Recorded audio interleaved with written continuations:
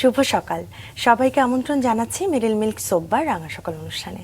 আজকের দিনটি সকলের ভালো কাটুক এই শুভকামনা বরাবরের মতো জানিয়ে আজকের আয়োজন শুরু করছি। সাথে আছি আমি লাবণ্য এবং সেই সাথে রয়েছে আমি রুম্মান। দর্শক শুভ সকাল, আমার পক্ষ থেকে আপনাদের জন্য সুন্দর দিনের প্রত্যাশা। লাবণ্য, তোমাকেও। তোমাকে রুম্মান, কেমন আছো? আমি ভালো আছি। আমি না তোমার নামটা বলতে গিয়ে একটু ভুলে গিয়েছিলাম। কেন? কারণ তুমি আমার সাথে প্রতিদিন দেখা দাও না। এটা তো আমি তোমাকে বলবো যে তোমাকে আমি এর মধ্যে পাচ্ছিলামই না, এত ব্যস্ত তুমি। না না, ব্যস্ততা তো সুস্থতা, ব্যস্ত থাকতেই হয় আসলে। তবে এখানে আসতে খুব ভালো লাগে এবং তোমাকে দেখলে তো অনেক ভালো লাগে। সত্যি বলে? সত্যি কিনা দর্শক একটু জানে, হ্যাঁ, কারণ দর্শক জানে যে আমি তোমাকে খুব পছন্দ করি। আমিও তাই একদমই, এবং আমি যখন তোমাকে পাই আমি স্বাভাবিকের থেকে একটু বেশি খুশি হয়ে যাই। কিন্তু দর্শকরা যে আমাদের কথা শোনার জন্য বসেনি। একেবারে তাই, আজকে জানিয়ে দাও তাড়াতাড়ি যে কে আছেন আমাদের সঙ্গে। অবশ্যই দর্শক, আজ আমাদের মাঝে রয়েছেন অভিযাত্রী, সাঁতারু এবং সংগঠক লিপটন সরকার। চলুন শুরুতে তাকে স্বাগত জানাই। শুভ সকাল। শুভ সকাল। কেমন আছেন? আলহামদুলিল্লাহ, খুব ভালো। আমিও খুবই ভালো আছি। আমাদের সামনে চা রয়েছে এবং তার সাথে ছোটবেলা থেকে লিপটন বলে একটা বিজ্ঞাপন দেখতাম আর কি। আমারই কোম্পানি। ও আচ্ছা, হ্যাঁ তাই তো। তো এই লিপটন নামটি কে রেখেছিল? আমার বাবা। আচ্ছা, কারণ কি? আমার বাবা, আমার জন্ম যখন তখন নারায়ণগঞ্জে চাকরি করতেন আর কি। তো তখন থেকে হয়তো বা তার নাম, তখন হয়তো বা সে চা খেতে পছন্দ করতেন, ওই কারণেই হয়তো বা রেখেছেন। কখনো জিজ্ঞাসা করা হয়নি। আচ্ছা। বাবা মারা গেছেন অনেক আগে, যার কারণে আসলে যখন মানে বুঝতে পারি তখন আসলে জিজ্ঞাসা করিনি যে নামটা কেন রাখছে। আপনি এখন কোথায় থাকেন? আমার বাসা আছে এখানে আজিমপুরে। বেসিক্যালি আমি এখন, আমার গ্রামের বাড়ি লালমনিরহাট। তো ওখানে আমার একটা ছোট অ্যাগ্রো ফার্ম আমি মানে এস্টাবলিশ করার চেষ্টা করতেছি গত 4-5 বছর, করোনার সময় থেকে। বেশিরভাগ সময় ওখানেই থাকা হয়। কি কি চাষ করছেন ওখানে এমনিতে? আমার ওখানে ফ্রুটস আছে, ড্রাগন, লঙ্গান, আনার, তিন, এরকম আরো ভ্যারাইটিস।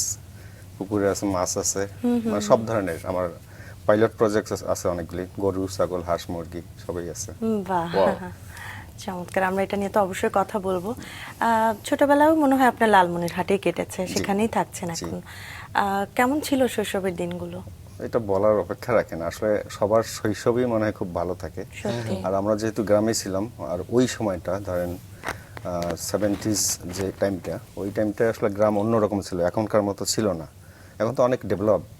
তো তখন সত্যিকার অর্থে গ্রাম ছিল। এবং ছোটবেলায় সবচেয়ে বেশি এনজয় মনে করি যে আমরা আমাদের বিশাল একটা গ্যাং ছিল, প্রায় 50-60 জনের ছেলে মেয়ের, যেখানে বয়সের পার্থক্য হয়তো বা 3-4 বছর থেকে শুরু করে 10-12-15 বছর। আমরা একসাথে খেলাধুলা করতাম। এই টাইমটা আমি খুব মিস করি আর কি এখন। আচ্ছা, পাশাপাশি ওই 50 জনের গ্যাং বাদ দেন, আপনার বাড়িতেই তো আপনারা 10 ভাই বোন। আপনি সপ্তম? আমি ভাই বোনের মধ্যে সপ্তম, ভাইদের মধ্যে থার্ড।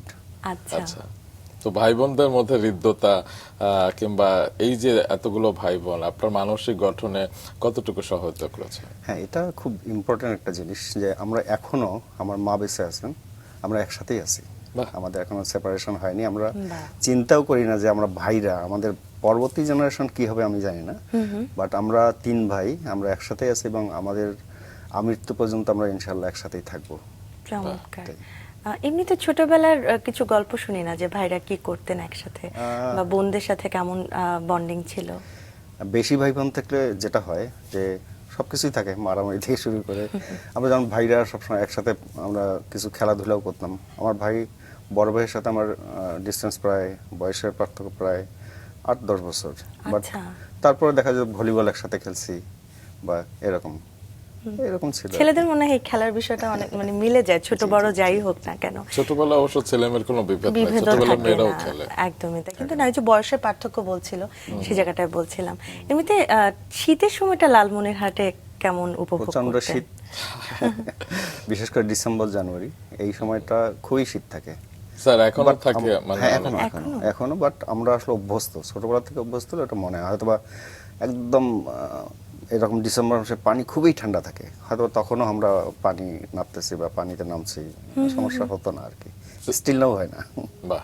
স্যার শীতকালে কি খান বেশি, মানে কি খাওয়া হয় বেশি ওখানে? শীতকালীন শাকসবজি সবচেয়ে বেশি এনজয় করি আমি।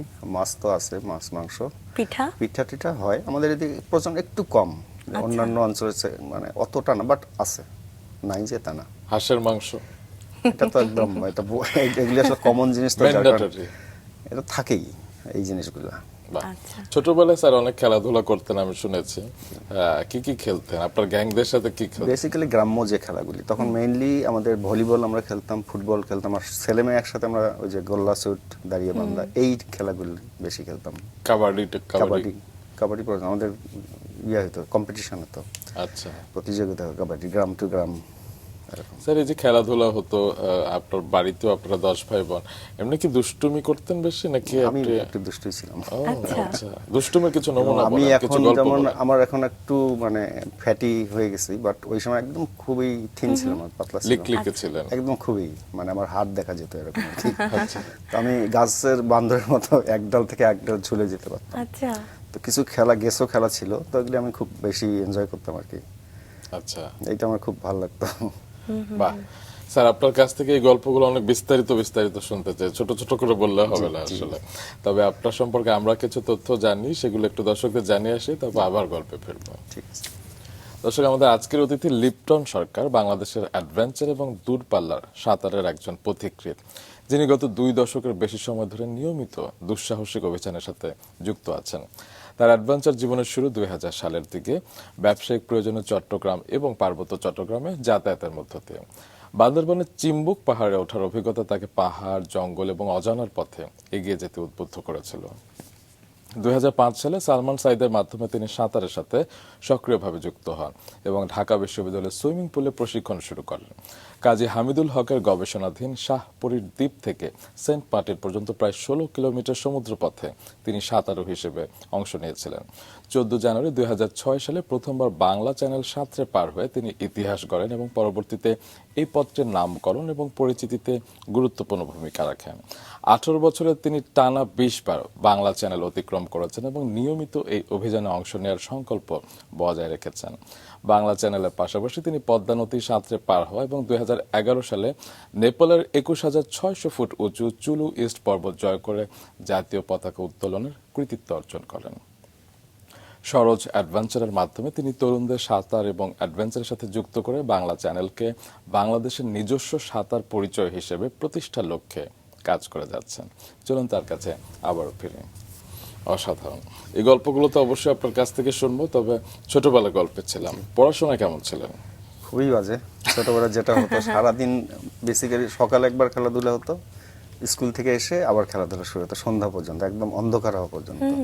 তো যেটা হতো যে আমি জাস্ট গিয়ে হাত মুখ ধুয়ে পড়তে বসতাম, একসাথে পড়তাম আমরা ভাই বোনরা, হয়তো 5-6 জন একসাথে পাটি বিছায় তখন। তো বসার সাথে সাথে দেখা যেত যে ঘুম আসতো চোখে। আমার মানে বাসার যে টিচার, গৃহশিক্ষক ছিলেন, লজিং থাকতেন, উনি সবসময় আমাকে পাশে বসাতেন এবং সবসময় মাথা ধরে একটু ঝাঁকি দিতেন আর কি। পড়ালেখা ভাবে আসলে ওরকম সময়, ওই সময়টা খুব ভালো হয়নি।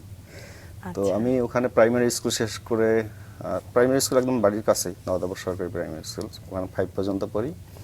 পড়ার পরে বড়বাড়িতে আরেকটা স্কুল আছে, বড়বাড়ি শহীদ আবুল কাসেম উচ্চ বিদ্যালয়, সেখানে আমি 6-এ ভর্তি হই। আচ্ছা। 6 থেকে ক্লাস 8 পর্যন্ত আমি ওখানে পড়ালেখা করি। তো ওইখানে একটু সামান্য একটু ডেভেলপ হয়েছে। এরপরে আমার বোন থাকেন এখানে ঢাকায়, আমার মেজো বোন।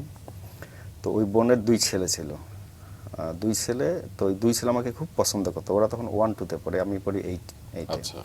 তো ওরা একবার বাড়িতে গেল, বাড়িতে গিয়ে 86 সালে বাড়িতে যাওয়ার পরে মামার সাথে খুব ক্লোজ, গ্রাম্য যত বিভিন্ন দোলনা, তারপর এই খেলাগুলা খেলতো, খুব পছন্দ হলো আমাকে এবং যেত সব সময়, প্রত্যেক বছরে যেত। বাট ওই বছরটা তাদের খুব মানে আমাকে ছেড়ে আসবেই না। তখন ওদের সাথে চলে আসলাম ঢাকায় বেড়াতে। বেড়াতে এসে আমার বোন মানে টেকনিক্যালি আমাকে এখানে স্কুলে ভর্তি করে দেয়। আমি প্রথমে বুঝি নেই যে বিসিএসআই এর স্কুলে, ওখানে নিয়ে যায় আমাকে একটা পরীক্ষা দেওয়ায়, মানে বল জাস্ট টেস্ট করার জন্য যে আমি পারি কি পারি না। ক্লাস 9-এর একটা ক্লাসে ঢুকাই দিয়ে, তখন তো বিসিএসআই স্কুল আসলে অত এখনকার মতো ছিল না। আচ্ছা। তো ওইখানে পরবর্তীতে আমাকে ভর্তি করে দেয় আর কি। ওতে আমার মন খুব খারাপ, আমি খুব কান্নাকাটি করি যে এখানে বদ্ধ হয়ে গেলাম, আমার যে স্বাধীন লাইফ সেটা বোধহয় শেষ হয়ে গেল। পরে 1.5 বছর খুব কষ্ট করে আমি পরে এসএসসি এখান থেকে করি, তারপর থেকে এখানে পরে অ্যাডজাস্ট হয়ে যায় আর কি। তারপর নগর জীবনের সাথে অভ্যস্ত হয়ে অভ্যস্ত হয়ে গিয়েছিলেন। যাই আর কি। তবে সেই গ্রামের পরিবেশে আবার একটু ফিরে যাই, সেখানেই তো আসলে আপনার সাঁতারের সাথে প্রথম যোগাযোগ। হ্যাঁ, কিভাবে? ছোটবেলায় আসলে গ্রামে যেটা হয় যে কাউকে আসলে বলতে হয় না, এই বড়রা সুইমিং করতেছে বা পুকুরে নামছে, আমরাও গিয়ে নামতাম। হয়তো প্রথমে পারতাম না, একটু খেলাধুলা করতাম পানিতে নেমে, করতে করতে শেখাই। সেটা কবে আমি শিখছি আমি আমার মনে নেই, কিন্তু আচ্ছা। পানিতে নামা হতো সবসময়। দেখা যাবে এমনও দিন গেছে সকাল একবার বিকাল একবার, দুবেলা আমরা পানিতে নামতাম। ভালো লাগতো এমনিতে খুবই সাঁতার ভালো কাটতে। লাগতো পানিতে নামতে। এটা তো স্যার সবার, আপনি যেটা বলছিলেন এটা একটা নিয়মের মতো, মানে সবাই করতো, আপনিও করতেন। কিন্তু তখন তো আসলে অবশ্যই ভাবেননি যে বড় হয়ে সাঁতারু হবেন আর কি। কি ভাবতেন বড় হয়ে কি হবেন? আমার খুব ভালো লাগতো পাহাড়। আচ্ছা। পাহাড় আমার তো আসলে, আমার লালমনিরহাটের ওইদিকে তো পাহাড় নাই। আর পাহাড় পেতে গেলে দার্জিলিং বা এটা ওই সাইডে চলে যেতে হতো, বাট ওখানে তো যাওয়া হয়নি কখনো। আর চিটাগং রেঞ্জের যে পাহাড়গুলো আমাদের ওখান থেকে অনেক দূর, তো ওই সময়টা তো আসলে মানে চিন্তা করা যেত যে কবে যাব, কবে দেখব পাহাড়। কিন্তু আমি যেটা করতাম, বইয়ে অথবা ক্যালেন্ডারে যে পাহাড়ের ছবি থাকতো ওইটা আমি ঘরে রেখে দিতাম। আমার কাছে এত ভালো লাগতো। আর চিন্তা করতাম কবে আমি এখানে যেতে পারবো, আচ্ছা। এই ইয়াটা সবসময় থাকতো এটা আমার কত মাথায়। বছর বয়সে স্যার? এটা ধরেন যখন বুঝি তখন থেকেই, আচ্ছা। মানে বুঝার বয়স যখন থেকে, আমি জানি না কি কারণে। তো এরকম করতে করতে আমি যখন ঢাকায় এসে পড়ালেখা শুরু করলাম, তখন আমি খুঁজতাম যে কিভাবে মানে অন্তত পাহাড়ে যাওয়া যায়। তখন তো সুইমিং এর সাথে আর কোনো ইনভলভনেস নাই, আর ঢাকায় ওরকম জায়গাও ওইভাবে খুঁজিও নেই, পাইও নেই যে কোথাও সুইমিং করব। আচ্ছা। তো এরকম করতে করতে আমি তো পড়ালেখা শেষ করলাম, এরপরে হচ্ছে বিজনেস শুরু করলাম। করে প্রথম 2005-এ ঢাকা ভার্সিটির সুইমিং পুলে নামা হলো। আচ্ছা, তাহলে তো একটা অনেকদিন হ্যাঁ, পরে অনেকদিন আসলে পরে, সুইমিং পুলের অনেকদিন সাথে পরে। আবার জি। আপনার দেখা হ্যাঁ, হলো। হ্যাঁ। কিন্তু তার আগে আসলে আপনার কলেজ কোথায় কেটেছে? আমার কলেজ ঢাকা সিটি কলেজ। আচ্ছা, সেই এখান থেকে দিনগুলো আমি- কেমন ছিল? ছোট ছোট আসলে জীবন কলেজ আসলে। লাইফটা তো খুব শর্ট টাইম, ইন্টারমিডিয়েটের মাত্র 1.5 বছর, 2 বছর আমরা সময় পাই না। তো এইটা ইন্টারমিডিয়েটে আমি কমার্সে ছিলাম। আচ্ছা। তো এখান থেকে আবার বিকম করলাম, সিএ পড়বো বলে।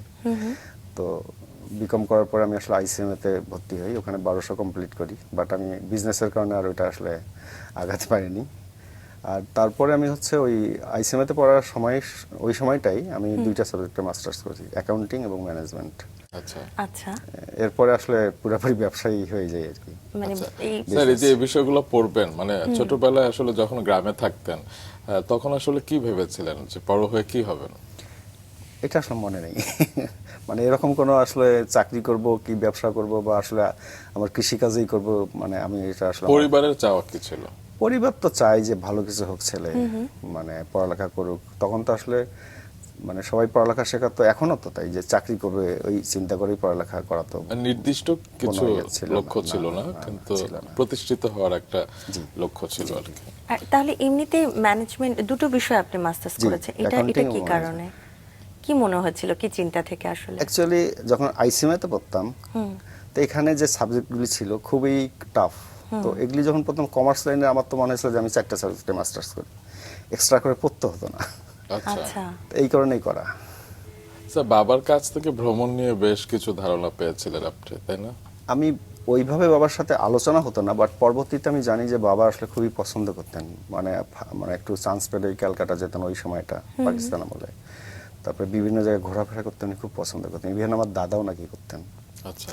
মানে ক্যালকাটা গিয়ে অনেকদিন থাকতেন বা ইন্ডিয়ায় ঘুরতেন ওই সময়। তখন তো মানে ইয়া ছিল না, ইন্ডিয়া বাংলাদেশ তো আলাদা ছিল না। হয়তো তো তাদের আপনি বাবা দাদার মতো কলকাতায় যে আপনিও থাকতেন না, কখনো? আমি কখনো এখনো কলকাতা যাইনি। ও, আচ্ছা। ইন্ডিয়া ওভাবে যাওয়া হয়নি। আমাদের বর্ডারের ওপাশে ধরেন যে একটা জেলায় যাওয়া হয়েছিল অল্প সময়ের জন্য আর কি, আচ্ছা। অনেক আগে।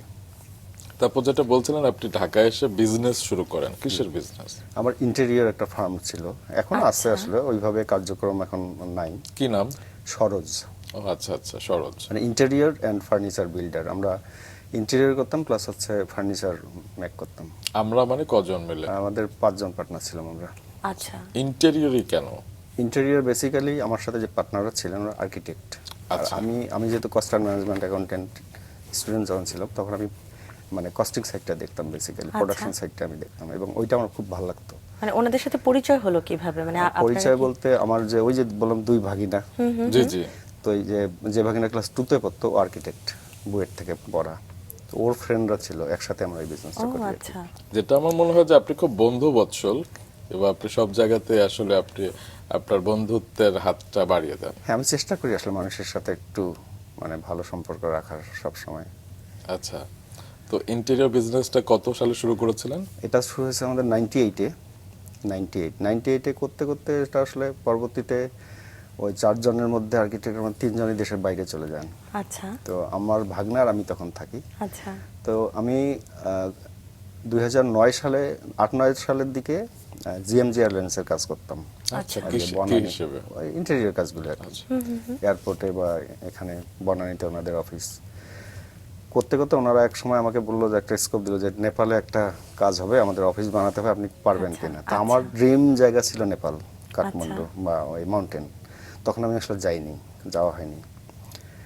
তো ওদের ওই ইয়েটা আমি লুফে নিলাম, নিয়ে আমি আমাকে ভিজিটে নিয়ে গেল কাঠমান্ডু। নিয়ে যাওয়ার পর আমি 6 দিন ছিলাম, পুরো সবকিছু ওখানে দেখে শুনে সার্ভে করে ব্যাক করলাম। ব্যাক করে এসে আমি এমন একটা কোটেশন দিলাম যাতে আমি কাজটা পাই, আমার লস হলেও সমস্যা নেই। আচ্ছা এবং হলো তাই, আমার কোটেশন সবচেয়ে লোয়েস্ট হলো এবং আমি কাজটা পেলাম।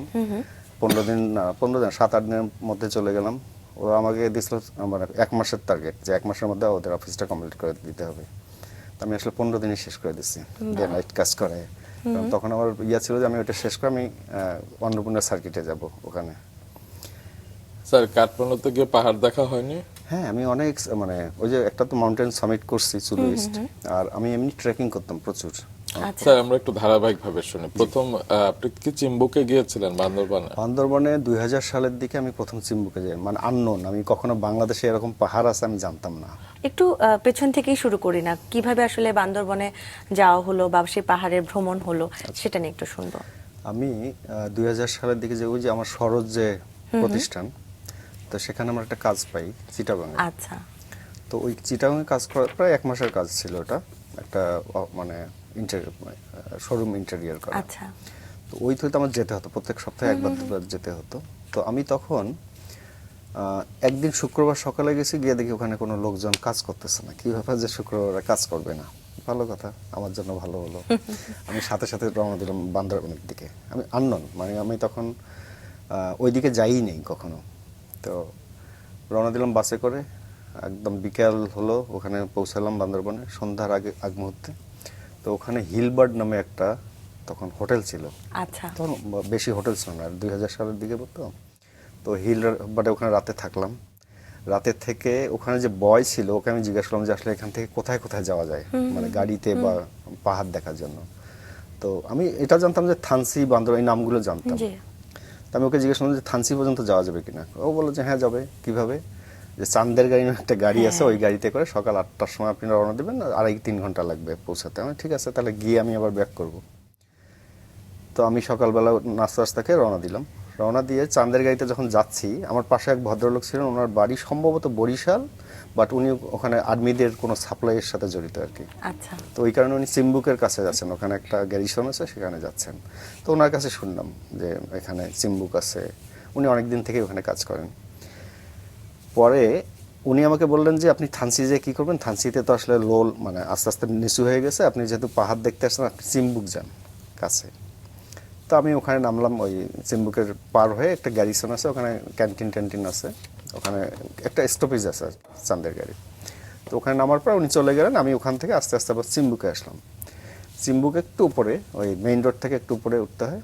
উঠে তখন এখন যেরকম চিম্বুক, ওখানে অনেক কিছু হয়েছে, তখন কিছুই ছিল না, শুধু বন বিভাগের একটা বাংলো ছিল কাঠের, আর হচ্ছে একটা টেলিফোন টাওয়ার ছিল। তো ওইখানে আপনি তো চান্দের গাড়ি করে হ্যাঁ, এসেছিলেন। চান্দের গাড়ি ওখানে গেছি। যাওয়ার পরে দুপুর হয়ে গেছে, ওখানে নামলাম। নামার পরে চিম্বুকে ওঠার পরে যেটা দেখলাম, মানে খুব অবাক হয়েছি আমি, যেটা আসলে বাংলাদেশে এই জিনিসগুলো আছে আমি কল্পনাও চিন্তা করি না। আমি শুধু দার্জিলিং এর কথা শুনি যে মেঘ জানলা দিয়ে ঢুকে দরজা দিয়ে বের হয়ে যায়, বা দরজা দিয়ে ঢুকে কিন্তু বান্দরবনে এরকম সিন। আর আমি চিম্বুকের অনেক নিচে মেঘ জমে আছে, একদিকে সাদা মেঘে ভরা, আর একদিকে পুরো ক্লিয়ার আকাশ। তারপর ওখানে যে নদী, সাঙ্গু নদীর একটা পার্ট দেখা যাচ্ছে। আবার এক সাইডটা পুরো আস্তে আস্তে ল্যান্ড একদম লো হয়ে নিচে নেমে গেছে। আমার কাছে খুব অবাক লাগছে ওইখানকার দৃশ্য। এখন আমি খুব মনে করি, আর ওইটার খুব ইয়ে করি আর কি, ভাল লাগে। তো ওখানে অনেকক্ষণ আমি ছিলাম, থাকতে থাকতে দেখলাম একটা সময় 2 ঘন্টার মতো ছিলাম, শেষের দিকে দেখলাম চিম্বুকেও একদম পুরা মেঘে ভরে গেল এবং পুরা বান্দরবান সাদা হয়ে গেল। মানে আমি স্পষ্ট, মানে খুবই ঘন মেঘ এবং হালকা বৃষ্টি হচ্ছে। তো এইটা আমি খুবই মানে অবাক হয়েছি। স্বপ্নের মতো লাগছিল, জি, স্বপ্নের মতো রাইট, লাগছিল। ওরকমই মানে ব্যাপারটা, যে আসলে এরকম আমি চিন্তাও করিনি, কারোর কাছে শুনিও না যে এরকম একটা জায়গা আছে বাংলাদেশে। এরপরে আমার মনে হয়, লাবণ্য যাবা নাকি? খুব তো ইচ্ছে করছে গল্প এরপরে শুনে। আমার মনে, ওইটা ছিল সম্ভবত অগাস্ট মাস, আচ্ছা। তো ওই সময়টা একটু ওই বেশি সময়টা ইয়ে হয়। এই উইন্টারে বোধহয় একটু কুয়াশার কারণে কুয়াশা টাইপের হয়, সেটা সকালবেলা দেখা যায় কিছু কিছু জায়গায়, মানে সূর্য ওঠার আগে ওই মেঘগুলো জমে থাকে। তো ওইখান থেকে আসার পর আমি প্রায় দিন, মানে সপ্তাহে একদিন গেছি এরকম, মানে প্রত্যেক সপ্তাহে গেছি এরকম হয়েছে যে প্রথম প্রথম চিম্বুক গেলাম, এরপরে হচ্ছে রুমা বাজার গেলাম, এরপরে বগালেক গেলাম, এরপরে কেওক্রাডাং গেলাম, তারপর পুকুরপাড়া গেলাম, আস্তে আস্তে ডিপে যাচ্ছি আর কি। 3-4 বছর আমি বান্দরবানে বহু জায়গায় গেছি। মানে সেটা কি কাজের জন্যই নাকি কাজের তারপরে জন্য, আসলে ঘুরতে। প্ল্যান করে করে ঘুরতে গিয়েছেন? বগালে ভালো কি লাগলো। এই সব জায়গায় কি একা একাই গিয়েছিলেন? কখনো একা, কখনো যেতে যেতে গ্রুপ পেতাম। 2-3 সালের দিকে কিছু গ্রুপ যেত, 2-4 জন, তাদের সাথে মিশে যেতাম। যখন একা যেতেন ভয় লাগতো না, ভয় বা কোনো লাগতো না। চ্যালেঞ্জিং? মনে হতো, বাট মানে ওই লেভেলের ভয় লাগতো না, কোনো বিপদেও তো বিপদে পড়েন? পড়েনি আল্লাহর মতে। তো এরকম করে আমি পুরো বান্দরবানটা আসলে খুব এনজয় করছি আর কি ওই সময়টাকে। মোটামুটি ওই 3-4 বছরে বান্দরবন খুবই, কভার করতে হ্যাঁ, পারলেন? হ্যাঁ, মোটামুটি। সাঙ্গুলেকে যে নৌকা না, তখন ওইভাবে নদীতে ওইভাবে নামা হতো না, বাট মেইন আমি, আমার পাহাড়টা খুব মজার, মানে পাহাড়ের টপটা খুব উপর থেকে বেশি মজা লাগতো আর কি। এরকম করতে করতে আমরা একবার প্ল্যান করলাম যে আমরা 10 জন পুকুরপাড়া যাবো। পুকুরপাড়া মানে হচ্ছে রুমা বাজার থেকে 2 দিন হেঁটে যেতে হবে, ওখানে থেকে আবার 2 দিন হেঁটে, ওখানে বিশাল একটা ঝর্ণা আছে। ওই ঝর্ণাটা প্রায় 100 ফিট লম্বা জায়গা দিয়ে পানি পড়ে আর কি, মানে ফলস আর কি। তো ওইটা দেখার জন্য আমরা গেলাম। ওইখান থেকে ফিরে এসে আবার প্ল্যান করলাম আমরা, আমাদের চিটাগঙ্গে একটা বিয়ার প্রোগ্রাম ছিল শুক্রবার। আচ্ছা। তা আমি প্রোগ্রাম করলাম যে আসলে আমরা ফ্রেন্ডরা যাবো 8-10 জন, তাহলে আমরা একটা কাজ করি, আমরা বৃহস্পতিবার রাতে রওনা দিই, রাতে রওনা দিয়ে সকালবেলা সীতাকুণ্ডে যাব, ওখানে পাহাড়ে ঘুরে টুরে তারপরে সন্ধ্যার সময় গিয়ে বিয়ে খাবো, বিয়ে খেয়ে রাতে চলে আসবো। তো আমরা 10 জনের টিম, এটা সীতাকুণ্ডে সকালবেলা নামলাম, একদম ভোরবেলা নামে ওখানে কিছুক্ষণ ওয়েট করলাম, সকাল হলো। হওয়ার পরে আমরা যখন ওঠা শুরু করলাম, আমরা জায়গা দিয়ে উঠতেছি, মেইন যে একটা সিঁড়ির রাস্তা আছে সেটা দিয়ে না, আমরা যেটা একদম জায়গা সেটা দিয়ে উঠতেছি। আমি দূর থেকে দেখলাম একটা ছেলে বা লোক, মানে একটা লাল টাইপের ড্রেস পরা, বিশাল একটা ব্যাগ কাঁধে, সে ওই সিঁড়ি দিয়ে আস্তে আস্তে উঠতেছে। আচ্ছা। তো সেখান থেকে দূর, এরকম দূর থেকে দেখা যাচ্ছিল। আমি আমার তার কাছে টপে উঠে আমি ওই ছেলেটাকে ধরার জন্য একটু অ্যাডভান্সে, মানে কুইক আসলাম আর কি, বেশ দূর। ছেলেটার বয়স মানে তখন 17-18 বছর হবে। তো কাছাকাছি যখন আসলাম আমরা ঘুরে ফিরে, ওই রাস্তা ওইটাই, ওই দিক দিয়ে নামতে হবে। তো ও তখন দেখি উঠতেছে, মানে খুবই ইয়াং একটা ছেলে, ওর গেট আপ পুরা হলো পাহাড়ি, মানে মাউন্টেনিয়ারিং গেট আপ। তা আমি সাথে সাথে ওকে যে পরিচয় হলাম, পরিচয় সালমান সাইদ সেই। জি। তো ও হচ্ছে ওখানে প্র্যাকটিস করতে গেছে। আচ্ছা। 18 কেজি ওজনের একটা ব্যাগ, যেখানে পানির বোতল, ইট টিট ঢুকে 18 কেজি মেপে করছে আর কি। আচ্ছা। আর ক্যামেরা দিয়ে এসে ছবি করতেছে, ভিডিও তুলতেছে, প্র্যাকটিস করতে গেছে। ও মাউন্টেনিং করে তখন থেকেই, বা ভবিষ্যতে মাউন্টেনার হওয়ার ইচ্ছা ছিল আর কি তখন। ওর সাথে পরিচয় হওয়ার পর আমার কাছে মনে হলো যে না, আমি মেইন ট্র্যাকে এখন পাইছি আর কি, মানে এতদিন যে ট্র্যাকে ছিলাম এটা হলো লোকাল ট্র্যাক, এখন আমি হয়তো বা সামনে আমার যে মেইন চাহিদা মাউন্টেন, সেটাতে হয়তো যেতে পারবো, মানে একটা লিঙ্ক পেয়ে গেলাম। এরপর আমি ওর ব্যাগটা কাঁধে নিলাম, ওকে আর নিতে দিলাম না, ওর প্র্যাকটিস বাদ। পরে ওর ব্যাগ, পুরো রাস্তাটা আমি ব্যাগ ক্যারি করলাম, আমরা ওখানে ঝর্ণায় গোসল করলাম। তো ওটা খুব ইন্টারেস্টিং ছিল। এই সালমান শাহিদের সাথে আমার তখন প্রথম পরিচয়, তখন ও সম্ভবত 17-18 বছর বয়স। কোন সাল হবে এটা? 2004-এ সম্ভবত। আচ্ছা। এরপরে ও আমার সাথে, আমার তো তখন বয়স প্রায় 35-36। তো একদিন আমাদের সাথে আড্ডায় আসতো, আর আমার শোরুম যেটা ছিল হাতিরপুলে ফার্নিচার, ওখানে আমি মাঝে মাঝে সন্ধ্যার পরে বসতাম, ওখানে আসতো অনেকেই। তো একদিন এসে বলতেছে, লিপটন ভাই আপনি তো শুধু পাহাড়ে পাহাড়ে ঘোরেন, আমার সাথে একজন পরিচয় আছে, উনি টেকনাফ থেকে সেন্ট মার্টিন সাঁতার কেটে যাবেন। আমি কি, রে কেমনে? আমি রাতে গিয়ে ম্যাপ, আমি আবার একটু অ্যাটলাস খুব পছন্দ করতাম, ম্যাপ ঘাটাঘাটি করতে। রাতে গিয়ে আমি দেখি 48 কিলোমিটার টেকনাফ থেকে সেন্ট মার্টিন। ওই এত দূর যায় কিভাবে যাবে? পরে দেখলাম যে না, মনে হচ্ছে একদম মেইন ল্যান্ডের লাস্ট মাথা থেকে সেন্ট মার্টিন, ওটা তখন ছিল 16 কিলোমিটার আর কি। তো ওকে আমি বললাম তুই তাহলে আমাকে, তুই ছোট ভাই তো, খুব ক্লোজ হয়ে গেলাম ওর সাথে। জি। ও আমাকে খুব মানে শ্রদ্ধা করে। তো ওকে বললাম তুই তাহলে আমাকে হামিদ ভাইয়ের সাথে পরিচয় করতে। হামিদ ভাইয়ের কথা যখন বললো, তো ও কিছু অ্যাক্টিভিটিস দেখালো হামিদ ভাইয়ের, রিভার মানে নদীতে ওরা কি কি করে, মানে সুইমিং টুইমিং এগুলি করে, এগুলি দেখালো। তো আমি খুবই ইন্টারেস্টেড হলাম।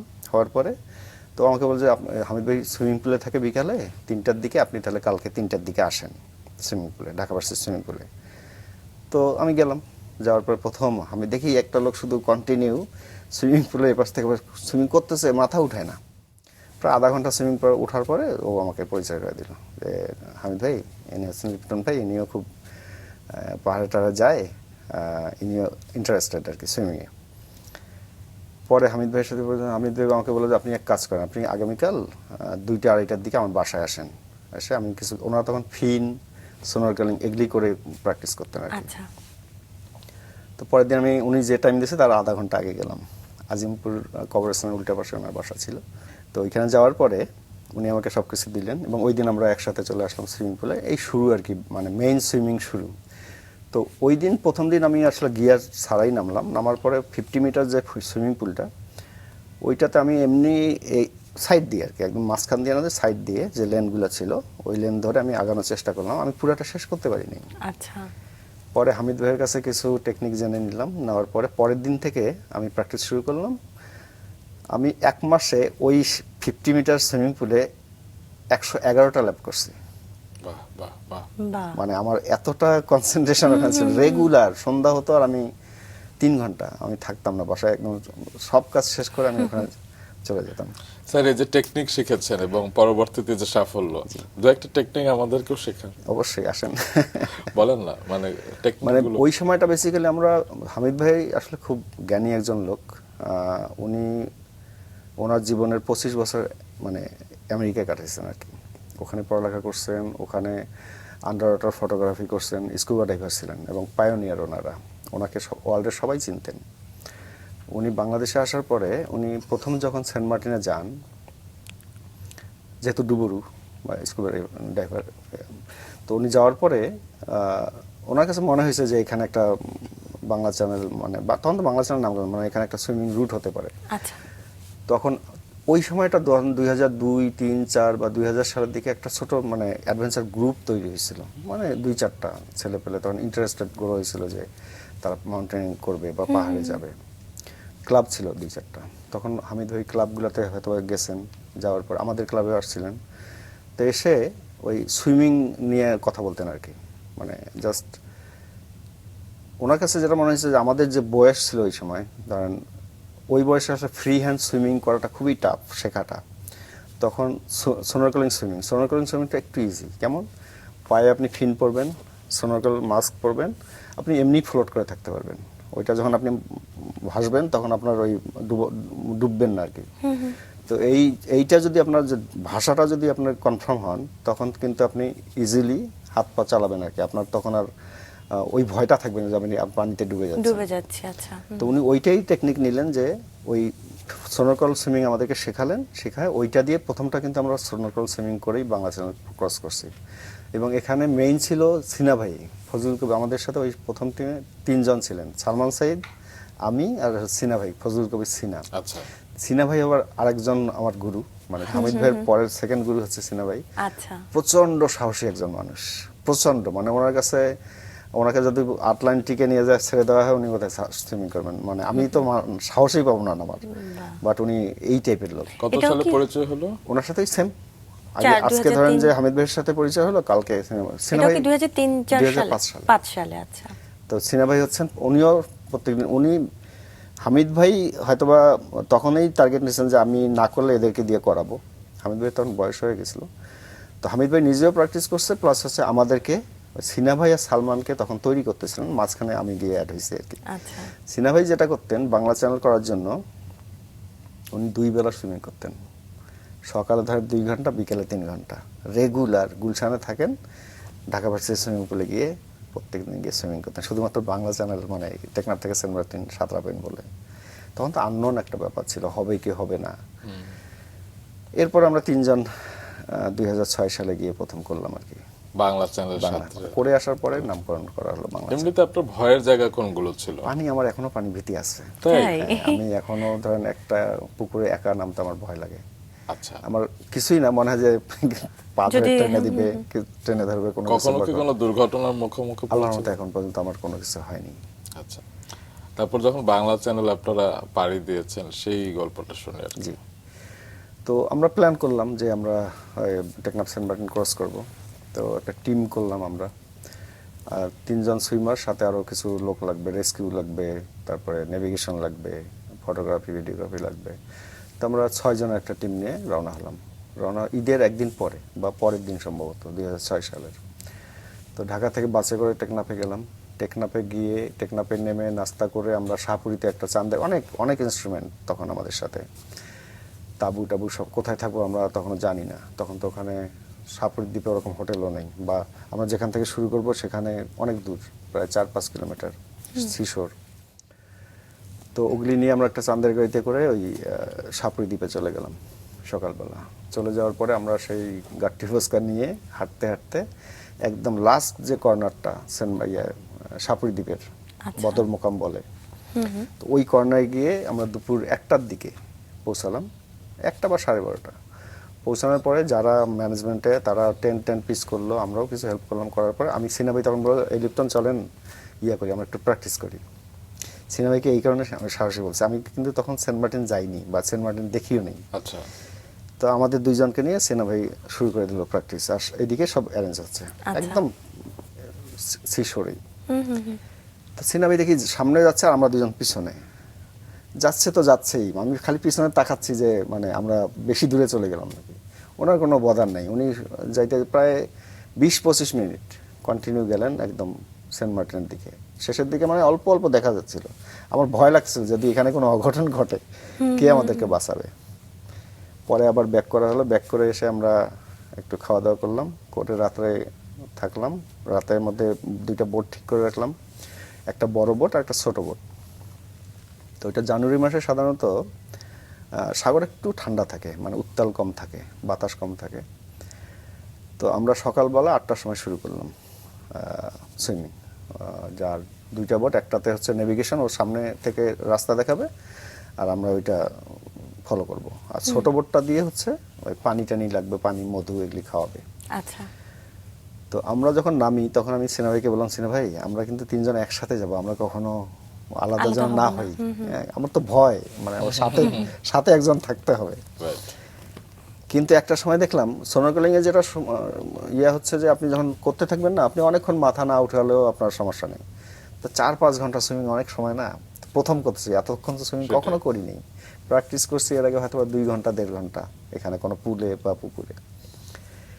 তো করতে করতে এক সময় আমি হারাই যাই বলতে মানে আমার আশেপাশে অনেক দূরে দূরে বোট, মানে আমি ওই যে শুরু করছি মানে একটা সময় 3 ঘন্টা 2 ঘন্টা পর 2-2.5 ঘন্টা পরে আবার মাথা উঠাচ্ছি না, মানে ভালো লাগতেছে না মাথা উঠাতে আর কি। তারপর একসময় উঠে দেখি যে একদম বোট দুইটাই, একটা ছোটটা তো দেখাই যাচ্ছে না, বড় বোটটা অনেক বেশ দূরে, মানে আমি তখন খুব ভয় পেয়ে গেলাম। একটা হচ্ছে ওই যে আমার যে পানি ভীতিটা, মানে ওয়াটার ফোবিয়া যেটা, সেটা তো আছেই। আর একটা হচ্ছে যে যদি কোনো কিছু অ্যাটাক করে তখন কি করব। ওদেরকে হাত উঠায় ডাকতেছি, মানে অতটা মানে ওখানে সমস্যা হয়েছে, সিনা ভাইয়ের পায়ে ক্র্যাম্প করছে। ও ক্র্যাম্প করাতে ওনাকে একটু বোটে উঠে, ওইটা ওনারা জাস্ট বোটে উঠানোর চেষ্টা করতেছিল। আর ছোট বোটটা চেয়েছিল, সালমান একটু পিছিয়ে পড়ে গেছে, ওর সাথে সাথে যাচ্ছিল ছোট আচ্ছা। বোটটা। যাক আমি তখন এমনি হাত দিলাম, তখন পানি ছিটানো শুরু করলাম এভাবে, যাতে ওরা দেখতে পায়। বুঝতে পারে বা হ্যাঁ, দেখতে পারে, দেখতেছে, ওরা দূর থেকে হাত দেখাচ্ছে, বাট আমি বুঝতেছি না। এরপরে কাছে আসলো, আসার পরে আমি একটু রাগই হইলাম যে এত দূরে কেন, আমি তো আসলে দূরে চলে গেছি। তখন বোধহয় 3 ঘন্টার মতো হয়ে গেছে। তো আমি জিজ্ঞেস করলাম যে সেন্ট মার্টিন দেখা যায় না এখনো? তো রফিকুল নামে যে আমাদের আরেকজন ছিল মেইন, ও বললো যে ও আমার ফ্রেন্ড, তো বলছে না এখনো দেখা যায় না, তবে আর কিছু দূর গেলে হয়তো বা দেখা যায়। উৎসাহ আচ্ছা। দিচ্ছে খুব। তো 14 জানুয়ারি আপনি 2006 সালে খুব সম্ভবত আপনারা পাড়ি দিয়েছিলেন, সেই দিনের ঘটনাটা শুনবো। ওই যে যেটা বললাম যে সকালে শুরু করে আমরা যাচ্ছি, 3 ঘন্টার দিকে মানে আমি আমার যারা রেস্কিউ আর নেভিগেশনে ছিল তাদেরকে জিজ্ঞেস করলাম যে আমি তো দেখছি না সেন্ট মার্টিন, আর কখনো যাইও নেই, প্রথম যাচ্ছি। তো ওরা বলছে আরো হয়তো কিছুক্ষণ পরে দেখা যাবে। তো আমি খুব মানে তখন থেকেই ট্রাই করতেছিলাম যে দেখা যায় কিনা, একটা দ্বীপ তো দেখা যাবে আগে। যেতে যেতে প্রায় 3:30টার দিকে আমি জাস্ট একটা শ্যাডো দেখতে পেলাম সেন্ট মার্টিনের। মানে তখন আমার কাছে মনে হলো এটাই মনে হয় সেন্ট মার্টিন। হলো তাই, এবং আস্তে আস্তে আমি যতই কাছে যাচ্ছিলাম ততই আসলে ভিজিবিলিটি বাড়তেছিল আর কি ওইটার। তো ওখানে খুব এক আবেগ কাজ করলো আমার কাছে, যে প্রথম মানে এরকম একটা জায়গা, আসলে রিয়েল অ্যাডভেঞ্চার ছিল আমার লাইফের ওটা। আমি যত কাছে যাচ্ছিলাম ততই আমার মানে বুক ফেটে কান্না আসতেছিল, যে আসলে মানে একটা জিনিস আমরা জয় করতেছি। এটা নিয়ে এর আগেও একটু ট্রাই করা হয়েছিল, তখনও হয়নি। তো এটা প্রথম হচ্ছে আমরা একটা চ্যানেল হয়তোবা এখানে তৈরি করব, যেটা ভবিষ্যতে ওয়ার্ল্ড ওয়াইড হয়তোবা এটাতে লোকজন এসে সুইমিং করবে, বা আমরা যে এইটা একটা চ্যানেল আবিষ্কার করবো এটার কথা ভেবে যে এই জিনিসটা শেষ হচ্ছে, মানে হচ্ছে একটা জিনিস আবিষ্কার, খুব কান্না পাচ্ছিল আর কি। মানে আমি একদম মানে আমার মনে হয় শেষে কাঁদতে কাঁদতে উঠছি আর কি রসমতে। তো প্রথমবার আমার প্রায় 5 ঘন্টা 10 মিনিট সময় লাগলো। আচ্ছা আচ্ছা। সিনা ভাইয়ের লাগলো আরো 10 ওদের টাইম একটু বেশি লাগলো। আর এরপর শেষ করে আমরা কাজী হামিদুল হক, যার আসলে নেতৃত্ব এবং যার স্বপ্নে এটা তৈরি করা, সেইটা উনি ওইবার যেতে পারেননি, বাট আমাদের ট্রেন্ড আর আরো যারা আছে তাদেরকে পাঠাইছেন। তো ওনাকে ফোন করে জানানো হলো যে আলহামদুলিল্লাহ এটা হয়ে গেছে, তো বেজায় খুশি। তার আগে যেটা বলি যে হামিদ ভাই কিন্তু বাংলা চ্যানেল নিয়ে অনেক কাজ করছেন। মানে আমরা তো করলাম 14 জানুয়ারি 2006, উনি 2000 সালের দিক থেকে ওইটা নিয়ে সার্ভে করছেন। উনি শুধু চিন্তা করেন নাই যে এখানে একটা সুইমিং রুট হতে পারে, কিন্তু এইটাতে উনি সার্ভে করছেন। উনি যেহেতু ডুবুরি বা ওখানকার যে মেরিন লাইফগুলো কীরকম, কোনো ক্ষতিকারক জিনিস আছে কিনা, তারপর স্রোত কয়টা আছে, পানির বোতল ফেলে দিয়ে উনি ওইটা করে দেখতেন যে মানে কোন দিকে কোন স্রোত যাচ্ছে। অনেক কিছু সার্ভে করার পরে কিন্তু উনি আমাদেরকে নামাইছেন। নামটি কে দিয়েছিল বাংলা চ্যানেল? এটা বেসিক্যালি কাজী হামিদুল হকের ওনারই নামকরণ করা। পরবর্তীতে উনি আসলে যেহেতু ইংলিশ চ্যানেল আছে, বাংলাকে ভালোবেসে বাংলা বাংলা চ্যানেল চ্যানেল নামকরণ হয়েছে। এমনি আপনার কোনো শারীরিক অসুস্থতা আছে? হয় না যে অনেকের দমের সমস্যা থাকে, অনেকের অন্যান্য সমস্যা থাকে, এরকম? প্রথম যখন আমি সুইমিং করলাম বাংলা চ্যানেল, আমি শেষের দিকে ওই যে যখন আমার আবেগ কাজ করতেছিল, তখন আমি মনে মনে একদম প্রতিজ্ঞাই করলাম যে আমি যতদিন সুস্থ থাকবো অন্তত একবার হলো এই চ্যানেলটা আমি পাড়ি দিব এবং লোকজনকে নিয়ে আসবো, মানে যত বেশি আমাদের দেশের ছেলেপেলেকে এখানে নিয়ে আসা যায়। তো হলো তাই, আমি কিন্তু কন্টিনিউ 2006-07 এবং করে 2023 সাল পর্যন্ত আমি এইটা রাখতে পারছি। কোনো বছর শেষের দিকে আমি 2 বছর 2বারও করছি। আচ্ছা।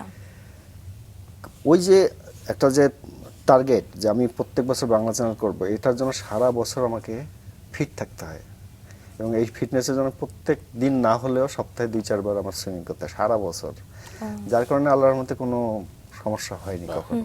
কিন্তু এই যে বিয়ে পানি, করেছিলেন কবে? হ্যাঁ, আমি বিয়ে করেছিলাম 2008 সালে। তুমি বোধহয় আমার প্রশ্নটাই বলছো। একদমই তাই। কারণ এত মানে সব বাংলা চ্যানেলের পিছনে ছুটে চলছে, বউ তো নিশ্চয়ই ভয় পেয়ে গেছিল। বিয়ে করেছি 2008 সালে, মানে আরো অনেক পরে আসলে। আচ্ছা। আমার আসলে ওই সময় অ্যাডভেঞ্চারের দিকে এত ঝোঁক যে আমার অনেক ট্রাই করছে ফ্যামিলি, আমি আসলে রাজি হইনি, ফেরাতে পারে না। আমি তখন বাড়ি যাওয়াই বন্ধ করে দিতাম, মানে যেতাম না, আচ্ছা। এই বিয়ার আলোচনা হয়ে বলে।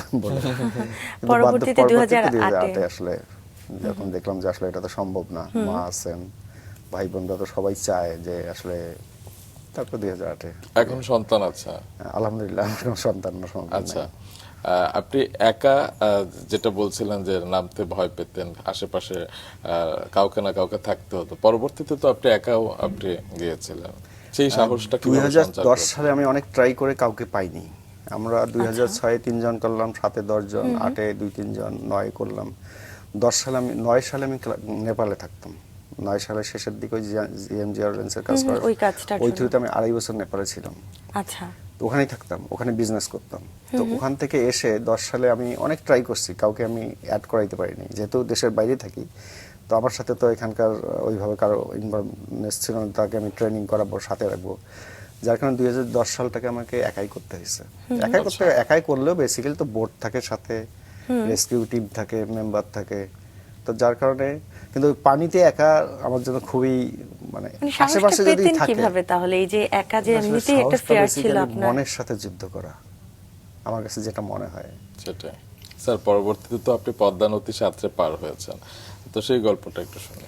আমরা 2006 যখন ওটা জানুয়ারিতে করে আসলাম, তো যেটা হয় আর কি, আমরা একটা সাগর জয় করছি, এখন তো আমরা নদীগুলো, বাংলাদেশ নদী মাতৃক দেশ, তাহলে আমরা নদীগুলো শুরু করে দিই।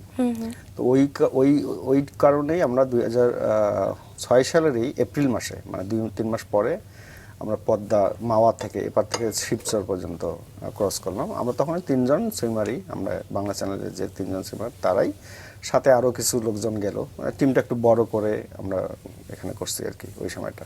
সেটা খুবই, নদী সুইমিং আর সাগর একটু ডিফারেন্ট। কিরকম বা কত মানে সময় লাগে এমনিতে? ওইটাতে আমাদের প্রায় 6.5 ঘন্টা, না 6.5 কিলোমিটার, 2.5 ঘন্টা টাইম লাগছে, কিন্তু 2.5 ঘন্টা। নদী তো আমরা আসলে ক্রস করছি, মানে এপার ওপার, আমার লম্বা, মানে নদীর দিকে না আর কি, স্রোতের এগেনস্টেও না না, কিন্তু স্রোতটাকে কভার করা একটু ডিফিকাল্ট ছিল। মানে ধরেন যে স্রোত এইদিকে আসতেছে, ওইখানে নেমে এখানে উঠতে হচ্ছে, মানে স্রোতে টেনে নিয়ে আসতেছে। আচ্ছা। এটা একটু ডিফিকাল্ট নদীর ক্ষেত্রগুলিতে। আদারওয়াইজ নদী, সাগরের মেইন সমস্যা হচ্ছে লবণাক্ত পানি আচ্ছা। আর ঢেউগুলো একটু বড় হয় বেশিরভাগ সময়। লবণাক্ত পানিটা খুবই, মানে ওইটা সার্ভাইভ সবাই করতে পারে না। আমরা এখনো বমি করি, গলায় যখন পানি ঢুকে যায় বমি আসে।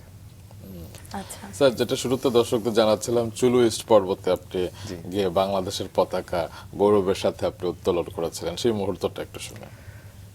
2011 সালে বাংলাদেশ থেকে একটা টিম গেল। ওরা কিছু ছেলে অন্নপূর্ণা সার্কিট করবে, ট্রেকিং করবে, আর কয়েকজন চুলু ইস্টে সামিট করবে। তা আমি যখন নেপালে থাকতাম যেহেতু, তখন ওদের সাথে অ্যাড হয়ে গেলাম। তো ওরা যখন গেল, ওদের সাথেও আমি চুলু ইস্টে গেলাম। এটা আরেকটা অ্যাডভেঞ্চার, মানে ওই যে আমার যে সেই ছোটবেলার কাঙ্ক্ষিত স্বপ্ন।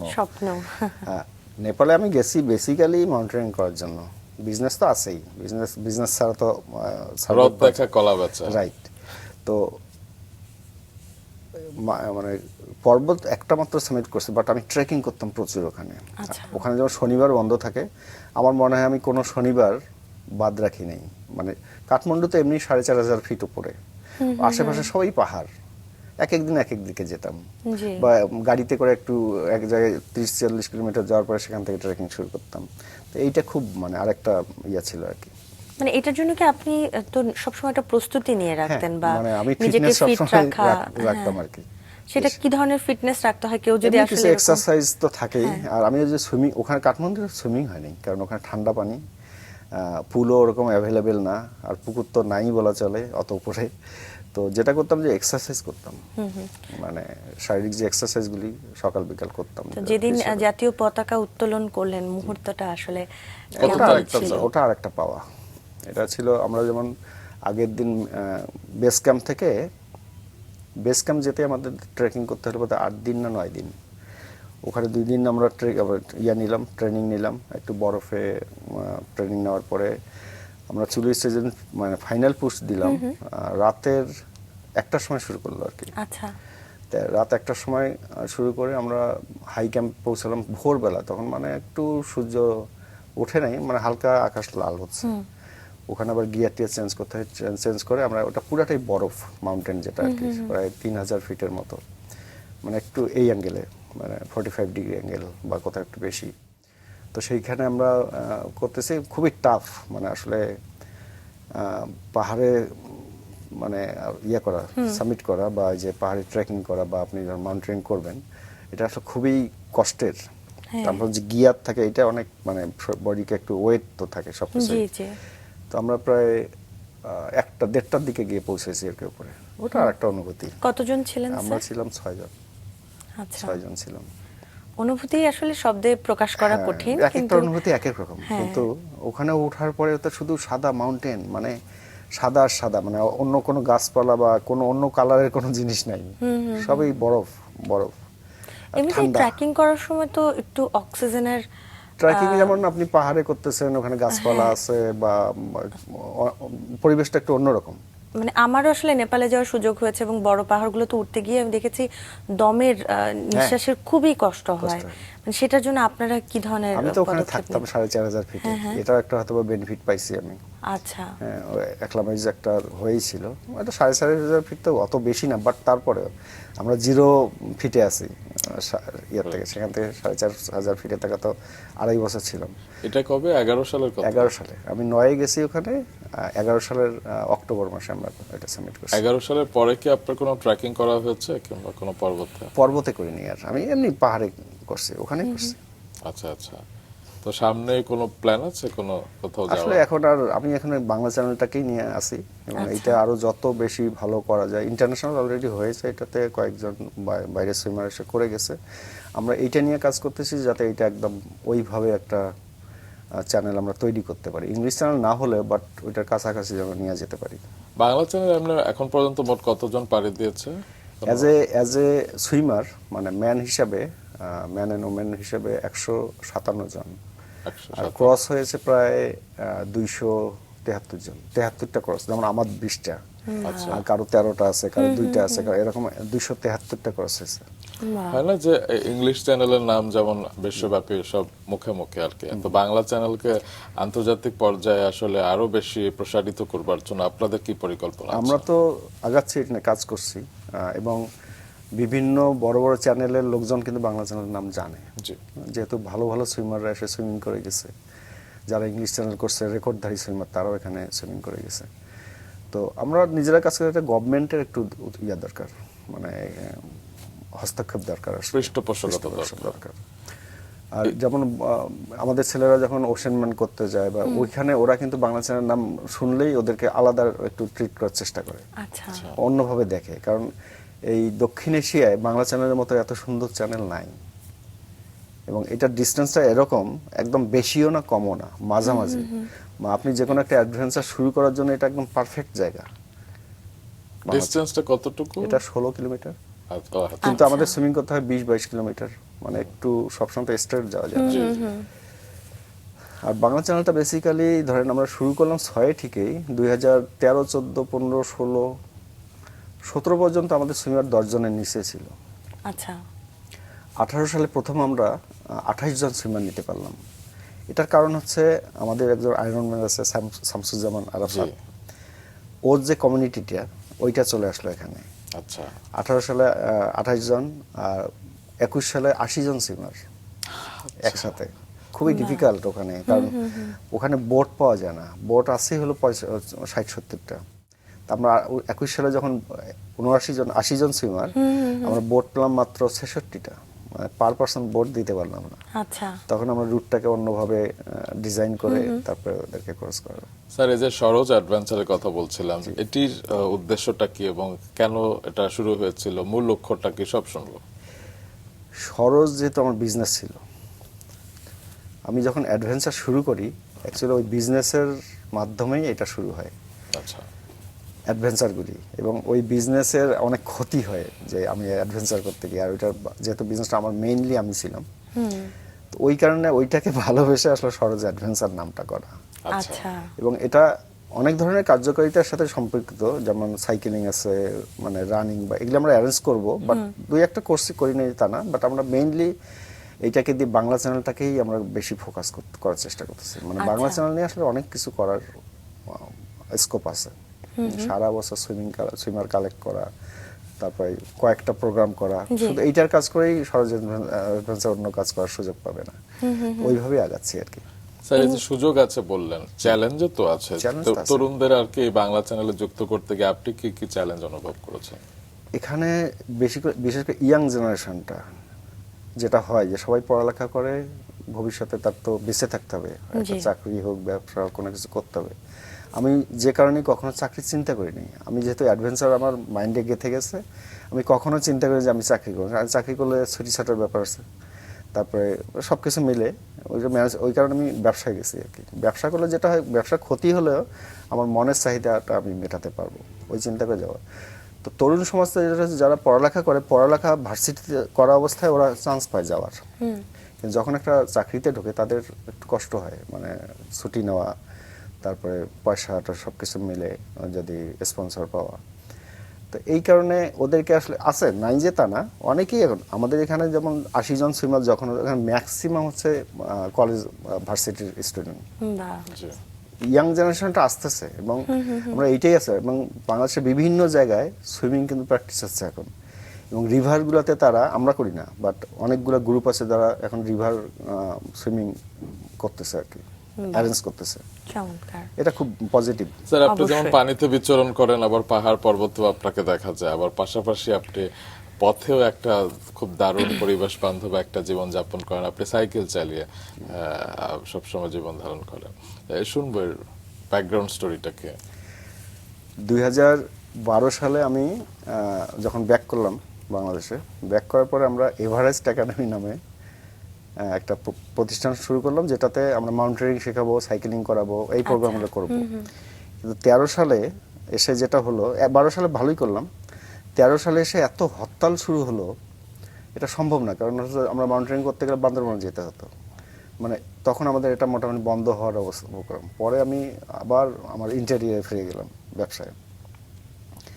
তো ইন্টেরিয়ারে যখন আমার কাজ থাকতো, আমি থাকি আজিমপুরে, আমার কাজ থাকতো বেশিরভাগই বনানী, গুলশান এই অঞ্চলগুলোতে। তো আমি তখন চিন্তা করলাম যে সাইকেলিং কেমন, তখন কিন্তু সাইকেলিং একটা জোয়ার চলে আসছিল। তো আমি একটা সাইকেল কিনলাম, আমি যেখানে যাই আমি ওই সাইকেল নিয়ে যেতাম, এবং আমরা যেটা করতাম হাতির ঝিলে প্রত্যেকদিন সকালবেলা প্র্যাকটিস করতাম 1.5-2 ঘন্টা। শুক্রবারগুলোতে আসলে আমরা ঢাকার আশেপাশে বিভিন্ন জায়গায় যেতাম সাইকেলিং করে, আমাদের একটা গ্রুপ ছিল। তো কখনো 100 কিলোমিটার, কখনো 200 কিলোমিটার, 250 কিলোমিটার, মানে একদিনে। তো এরকম করতে করতে আমরা একবার প্ল্যান করলাম যে আমাদের বাড়ি চলে যাব সাইকেলিং করে। আচ্ছা। পরে 350 কিলোমিটার আমরা 1.5 দিনে গেছি আর কি, 4 জন। বাহ, 2017 সালে। চমৎকার। জীবনে আসলে এই পাগলামিগুলো করা খুব দরকার মনে হয়, কারণ একটাই তো জীবন। কিছু সুখের অনুভূতি যদি থাকা যায় এবং মনের ক্ষুধাটা যদি মেটানো যায়, সেটি বোধহয় জীবনের সার্থকতা। সেটা আছেই, প্লাস হচ্ছে আপনি ইয়াং জেনারেশনটাকে খারাপ পথ থেকে মানে ভালো পথে আনার একটাই ওয়ে, এটাও কিন্তু একটা নেশা। অবশ্যই, মানে অবশ্যই। অ্যাডভেঞ্চার কিন্তু একটা বড় নেশা। আপনি যদি আমাদের দেশের মানে যে দ্রব্য, নেশা জাতীয় দ্রব্যগুলো আছে, সেটার চেয়ে এটা কিন্তু বেশি। অবশ্যই একেবারে। এই ভালো যখন নেশাগুলো জি, একটা ছেলে যখন এই অ্যাডভেঞ্চারে ঢুকে যাবে, তখন ওর মাথায় ওগুলি আর থাকবে না, থাকবে না। একদম। কারণ ও যত স্টেপ বাই স্টেপ উপরে ওইটা চিন্তা করবে।